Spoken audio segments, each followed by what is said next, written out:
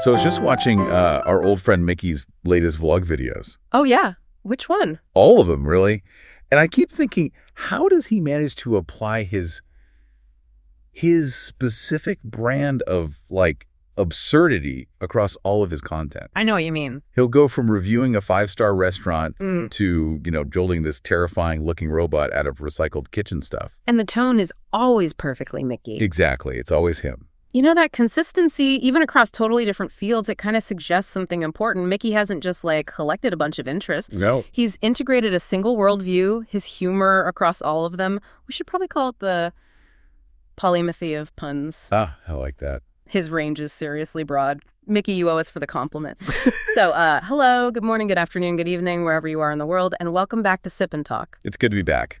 The coffee in my hand today is, let's just say it's a cross-disciplinary blend. And next to me is the man whose brain is always, always online, like a precision instrument. I try my best. So I was thinking, if Da Vinci were alive in 2026, what would he even be? Oh, that's a great question. Is he like a coding architect who's also teaching anatomy drawing on TikTok? I could see that. We always hear that tired old phrase, jack of all trades, master of none. But it really feels like science is starting to tell us that this polymathy, it's actually the ultimate cognitive upgrade. It certainly looks that way. I mean, modern education, it pushes for extreme specialization. You have to pick your lane and stay in it. But the actual neuroscience seems to say the opposite. There's this groundbreaking research, I think it was in Nature Communications, that found true creative explosions. They don't happen deep inside those specialized silos. Right. They come from what the researchers called atypical links in the brain's neural networks. Atypical links. I love that. So today our mission is basically to dissect why having multiple careers or, a bunch of different interests, what people call a slash career. Right, the whole slash generation. Why that isn't just a cool job title, but actually a physiological optimization process for your brain. We're going to show you how to use things like analogical thinking and cognitive flexibility to really synthesize knowledge and do it quickly so you're not just overwhelmed by all the information out there. Okay, so let's get into the actual cognitive science here, because the way our brains handle knowledge it's just so much more dynamic than we think. Yeah, it's not a static filing cabinet. Exactly. We grew up with that analogy, right? The brain is a library. The history section is over there. The math section is on the left. And it's so misleading. The brain is really an ecosystem. It's all about constant interaction, resources moving around. It's not just a storage facility. A very active ecosystem. And the big realization for anyone trying to develop this polymathic ability is that when you learn new, unrelated things, you are literally forcing your brain to rewire itself. You're building new roads. You're building long-distance neural links. That's the technical term. So thinking about particle physics. And at the same time, you pull in the part of your brain that understands music theory. An abstract structure. That's when you get that high-level synthesis. That's the upgrade path. And this is where it gets really, really cool. It's about the partnership between two key networks in your brain. Okay. So first, you have the DMN. The default mode network. The daydreaming network, right. Exactly. It's the one that lights up when you're not actively focused on something. It's responsible for all that spontaneous thinking, imagination, just raw ideas. The engine of possibility. I like that. And then you've got the other side of the coin, the ECN, the executive control network. This is the serious one. This is the sober, strategic side. It's all about focus, evaluation, filtering. It's the editor. Okay, so you have the wild artist and the strict editor. Pretty much. And for most highly specialized people, these two networks tend to work separately. You use your ECN to focus on your job, and then later, maybe on your commute home, the DMN kicks in and you daydream. But the key to creative genius is the synergy. It's getting them to talk to each other. In real time. So the DMN is generating all this weird raw material, and the ECN steps in immediately, not hours later, to filter it, refine it, and apply some logic to it. Right. There was this fMRI study, I think it was Beatty and his team back in 2018. They found that highly creative people showed much stronger coupling, like a more dynamic real-time conversation between their DMN and ECN when they were doing divergent thinking tasks. So they're better at making their imagination and their logic talk to each other at the same time. It's a super efficient feedback loop. Think of it like this. Your DMN is throwing spaghetti at the wall. Okay. A specialist might just, leave the mess there and clean it up later. But the Polymath's ECN immediately grabs the pieces that stick and starts building a sophisticated lattice structure out of them right then and there. And the most elegant example of this is still Da Vinci. Of course. When he was drawing curly hair for his paintings, he wasn't just, drawing hair.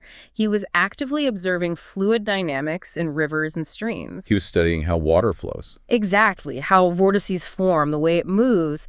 And he translated that scientific observation of fluid mechanics directly into the most realistic flowing human hair anyone had ever painted. You see it in the Mona Lisa. He forced his art network to have a very sophisticated conversation with his engineering network. And that conversation changed the history of art. So if this is a literal cognitive upgrade, what's the catch? Why aren't we all doing this all the time? Well, because it's hard. That cross-region communication is incredibly energy-intensive, at least at first. It feels tiring. It is tiring. Yeah. Building those new long-distance neural links is it's like your brain is laying down new fiber optic cable across a mountain range. That initial mental fatigue you feel when you switch from, accounting to historical linguistics. Yeah. That's your brain physically burning energy to build those connections. It takes a lot of effort. So how do we know that's not just procrastination? That feeling of, this is too hard. The difference is a long-term payoff. That's where the physical optimization happens. The reward is huge. Research shows that long-term, cross-disciplinary training leads to measurably higher integrity of the brain's white matter. And white matter is the physical infrastructure, right? The insulation on the wires. It's the myelin sheath covering the linking fibers. Higher integrity means faster, more efficient signals between those distant parts of your brain. So you're literally upgrading the hardware. So future connections are less taxing and much quicker. You're optimizing for speed and efficiency over time. It's a real workout for your brain. Which leads us right to the main tool that polymaths use once those neural highways are built. Analogical thinking. It's not about being able to recall 10,000 facts. It's about seeing the structure underneath.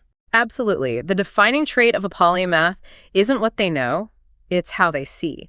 They look past the superficial stuff, the color, the jargon, the name, and they identify the underlying structures, the core logical relationships. I think about this with AI all the time. At its core, even a huge, large language model is performing high-dimensional vector analogy. It takes a concept here and finds its logical twin in a completely different space. And humans do the exact same thing, just organically, and with way less energy. For now. For now, yeah.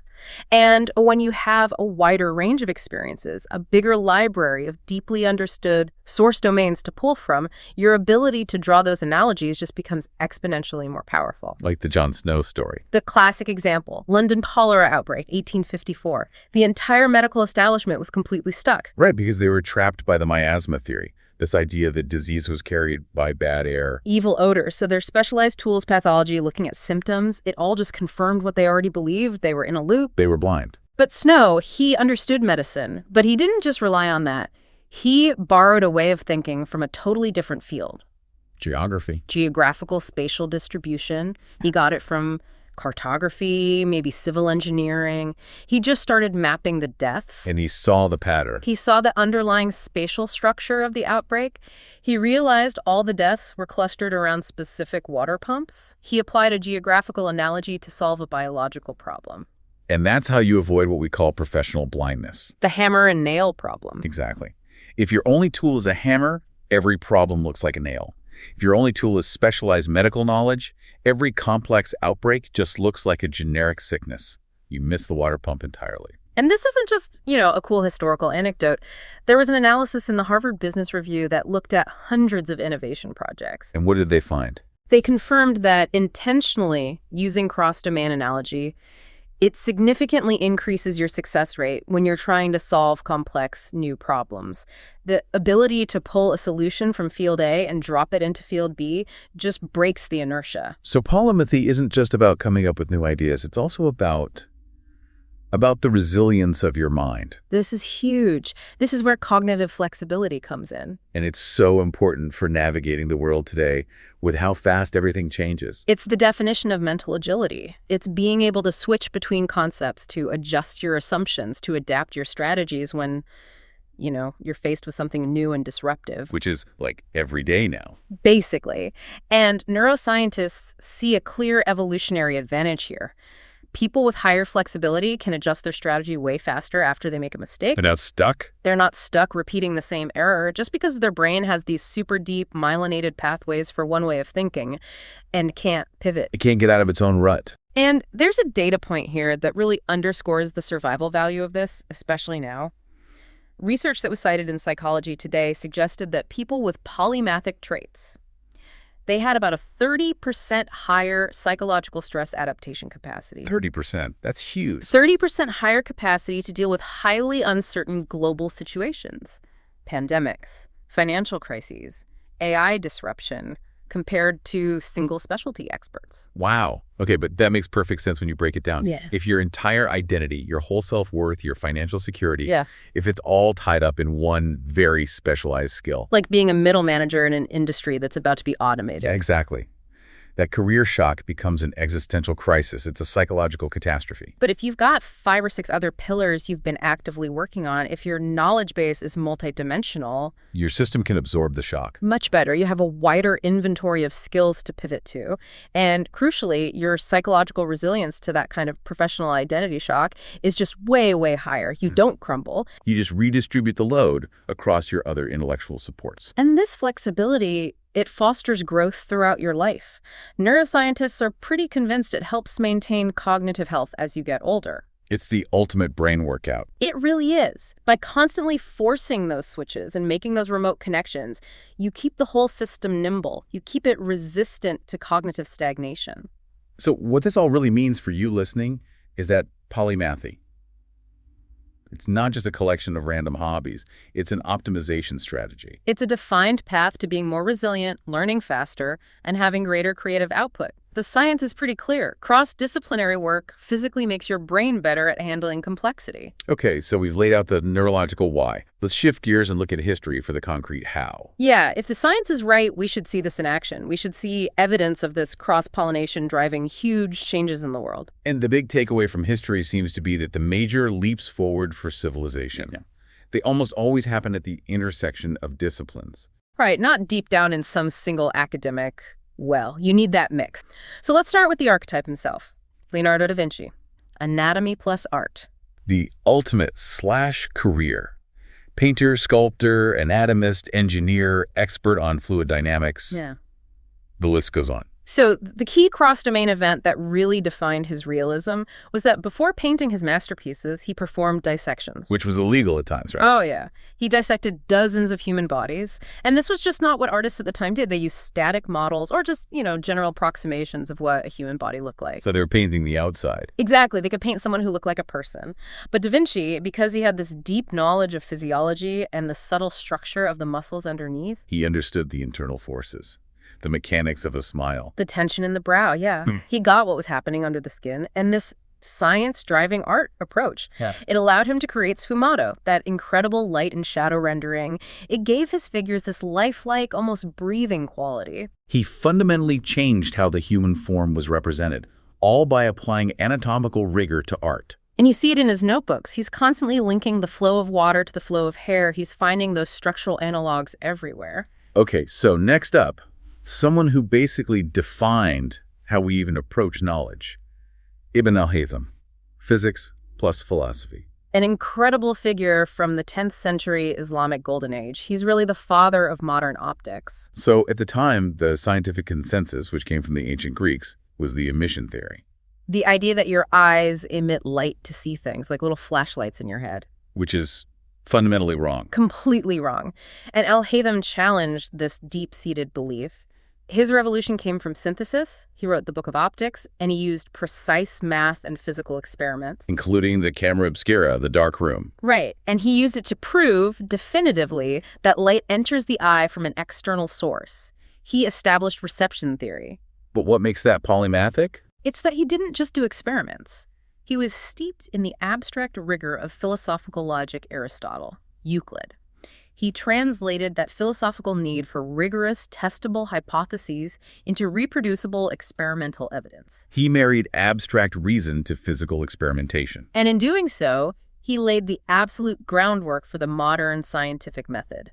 UNESCO actually highlights that his methods predate the European Renaissance by 500 years. That's a profound synthesis, taking abstract philosophical truth and combining it with the physical world to create modern science. And let's bring it to America.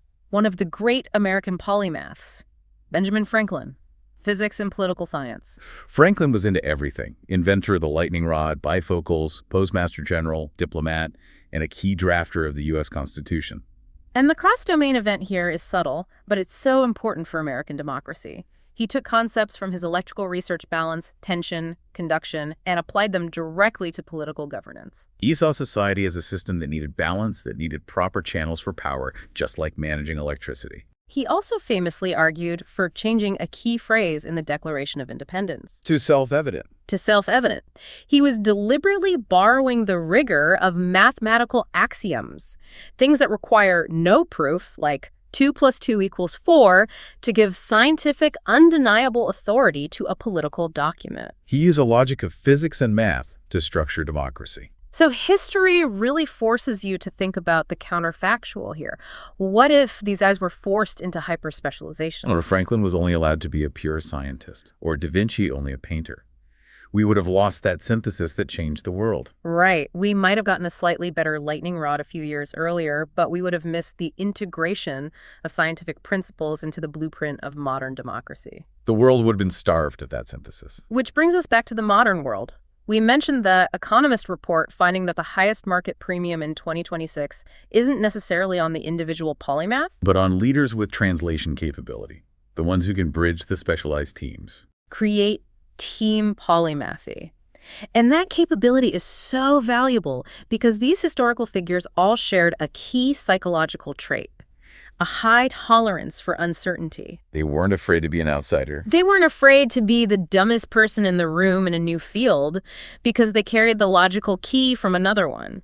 They weren't intimidated by the surface complexity of anatomy or political theory because they could spot the underlying structure based on their experience in mechanics or electricity. So the message for you, listening, is really to stop feeling like having too many interests is a flaw. It's not a handicap. That odd hobby you have, your passion for architecture, that might be the exact unique logical key you need to unlock a problem in a totally different field, like software engineering. The key isn't the clutter of information, it's the connection between the pieces. Da Vinci's mind wasn't cluttered, it was highly interconnected. Every new piece of information strengthened the whole intellectual structure. Okay, so we spent a lot of time celebrating these cognitive superpowers. But we have to bring some critical balance here. The dark side. Because if having 500 ideas fighting in your head is the superpower, sometimes that just sounds like a computer with way too many apps open, just waiting to crash. And that is the Da Vinci trap. Yeah. The biggest enemy of the polymath isn't ignorance, it's an infinite sense of connection that leads to paralysis. Or just a complete loss of what's important. We established that cognitive flexibility is a huge advantage, the ability to switch concepts quickly. Right. But like any superpower, if it's unbounded, if it's unconstrained, it becomes a liability. It turns on you. It does. Research in Scientific American points out that excessive cognitive flexibility, when it lacks a focused goal, just devolves into cognitive overload. You start seeing connections everywhere. Yeah. Between your spreadsheet and Renaissance art. But you can't decide which connection is the right one to follow, or more importantly, which one is actually due tomorrow. It's that constant urge to optimize everything beyond what's necessary. A specialist stops when the solution works. The polymath stops only when the solution is also philosophically harmonious, mathematically elegant, and historically unprecedented. And that's a dangerous place to be when you have a deadline.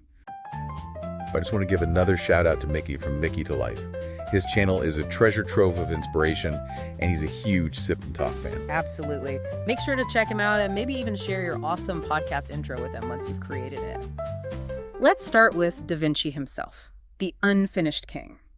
We praise his breadth, but to the people who hired him, he was often a nightmare of non-delivery. And the ultimate disaster was the Gran Cavallo, the giant horse statue. The colossal bronze horse commissioned by the Duke of Milan. It was supposed to be the largest equestrian statue in the world. But his polymathic drive just took over. It led him to over-engineer the process in the most destructive way possible. He wasn't content to just sculpt a horse. No, that would be too simple. He felt he had to solve every technical problem at the same time. He had to master equine anatomy, invent a whole new metallurgy process for a sculpture that big, and even design an automated, never-before-seen casting system. So this divergent pursuit of perfection consumed 16 years of his life. 16 years. And the result? Just a massive clay model. And the final insult. The bronze that was set aside for the sculpture was diverted to make cannons for a war. So 0 horses.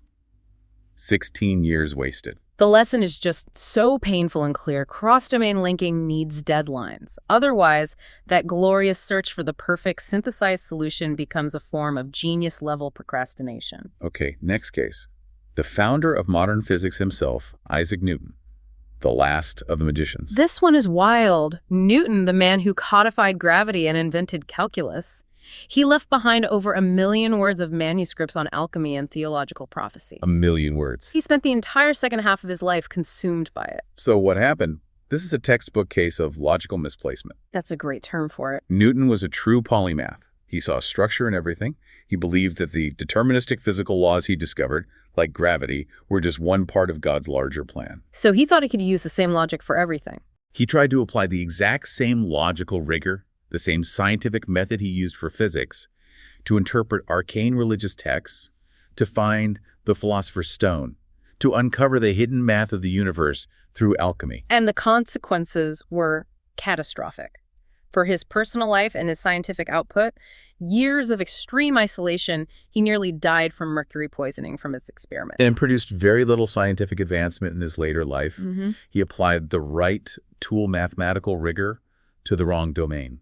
The historian John Maynard Keynes summed it up perfectly. After he studied those manuscripts, he said, Newton was not the first man of reason, he was the last of the magicians. Wow. It just shows a cross-domain application that was fatally flawed from the very beginning. Our third failure case. Goethe.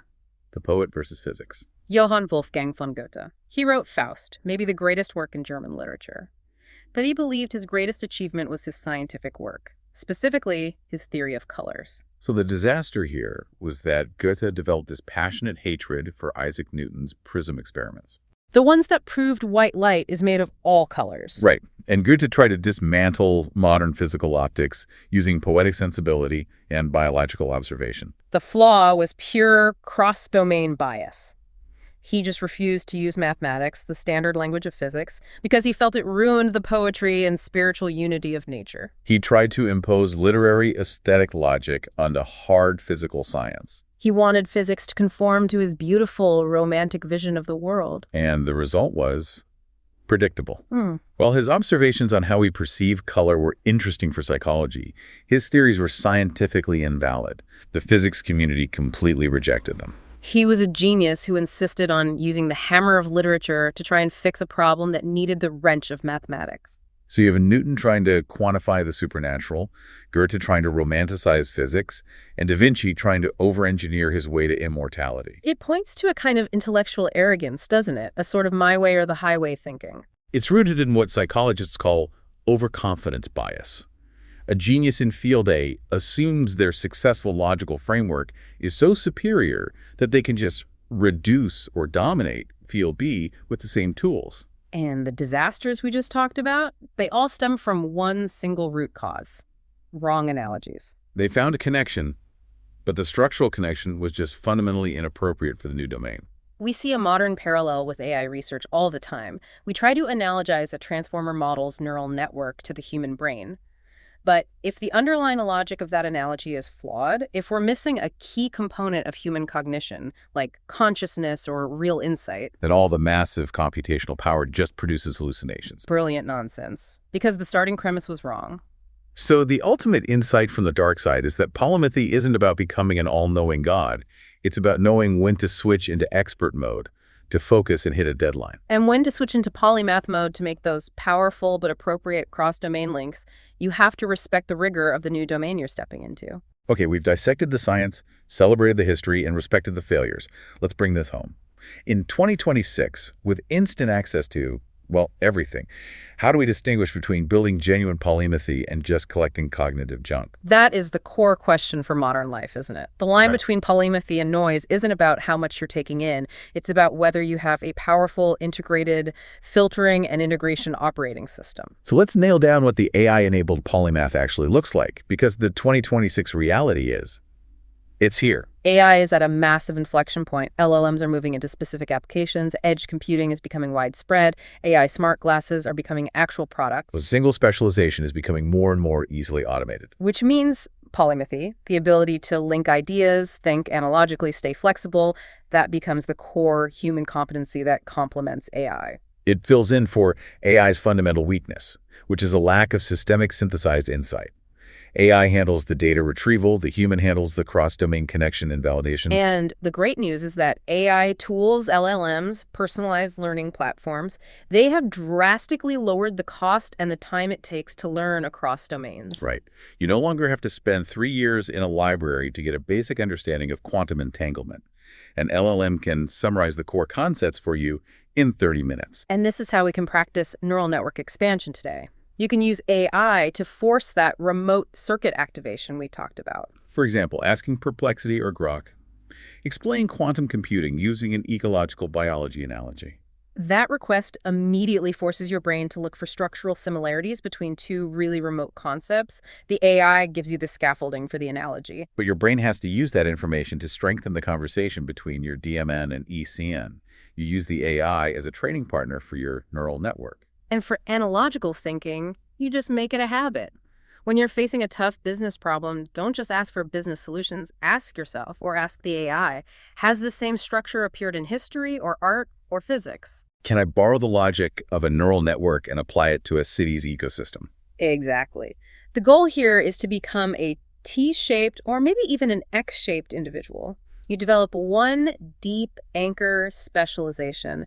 That's the vertical bar of the T. But then you use AI to handle the surface level details, the information retrieval. Allowing you, your precious human brain, to focus on the cross-domain connection and synthesis, the horizontal bar. That's where the exponential value is generated. So where is this integrated skill set most valuable in 2026? It's needed for what they call wicked problems. Right, those massive complex challenges that just defy any single discipline solution.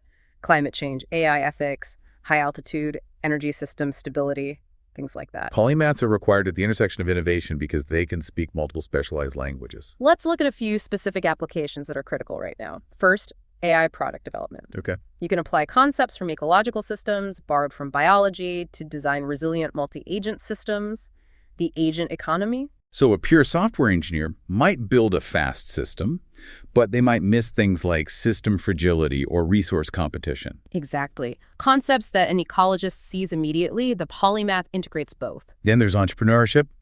The edge AI boom is coming. AI smart glasses are projected to ship millions of units. An entrepreneur with only technical knowledge might build a great gadget, but the AI-enabled polymath integrates technology with the humanities. They understand the content ecosystem, human habits, ethical design. The things needed for a successful launch. That synthesis turns a gadget into a platform. And finally, strategy. We're entering the compute finance era, where GPU compute assets are a core financial resource. A polymath uses system thinking, from finance, logistics, technology, to manage these assets and predict their future value. They can establish a competitive barrier that a single specialty analyst or a pure technologist just can't match. The bottom line is, in the AI era, the polymath is the one who commands the specialized tools and connects them, not the one who is the tool. Let's end with that crucial filter.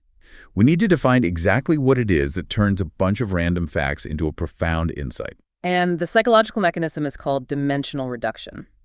That sounds very technical. It is, but it's the polymath's secret weapon. In data science, it means taking a huge data set with hundreds of variables and finding the one or two simple core variables that explain most of what's going on. So you're finding the signal in the noise. You're finding the underlying simple principle that connects two otherwise vast, complex fields. Okay, so let's use that concept to distinguish between true polymathic thought and just cognitive noise. Let's start with the nature of connection. For a polymath, it's like a tree, right? Exactly. New knowledge strengthens the main structure, it reinforces underlying patterns, it nurtures the whole intellectual ecosystem. Whereas for information noise, it's more like a landfill. A total landfill. You consume random facts, a quick video on astrophysics, a short on cooking, a 5-minute political explainer, but they just sit there, unconnected, inert. Okay, what about depth of thought? Yeah. The polymath is always doing that dimensional reduction. Right. The goal is abstracting, finding that underlying principle, that simple algorithm that works across different domains. And the person just collecting noise. That's superficial borrowing and rephrasing. They use new, sophisticated words without understanding the actual boundaries or the rigor behind them. It's like Goethe refusing to use math. They sound smart, but they haven't internalized the principle. Finally, the result of action. For the polymath, it leads to convergence. Finding that unique, synthesized solution that everyone else missed, it allows for focused creation. And for noise, it leads to divergence, cognitive paralysis. We know too much too generally, so you fall into analysis paralysis, you stay stuck in the draft stage, the Grand Cavallo syndrome. That table is the filter you need to run your daily learning through. Are you reinforcing the tree, or are you just throwing stuff into the landfill? And the final synthesis, according to the Harvard Business Review's take on future competition, is that success is no longer about what you know. It's about how effectively and appropriately you can recombine what you know. That is the genius upgrade path for the 21st century. So we live in the information-richest era in human history, but it might also be the most superficial one. Because too many of us are just generating information noise instead of seeking synthesis. Our advice for you is to embrace what we're calling purposeful polymathy. Right. Choose a core professional field to be your anchor point, that vertical bar of depth, and then intentionally use the science and the AI tools we've been talking about to expand outward. But if you can use these principles to solve tomorrow's communication issue at work, you are absolutely on the path of Da Vinci. Just remember to respect the rigor of the new domain, please avoid alchemy, and for goodness sake, hit your deadlines. Exactly. If your brain is overheating right now, go get some water.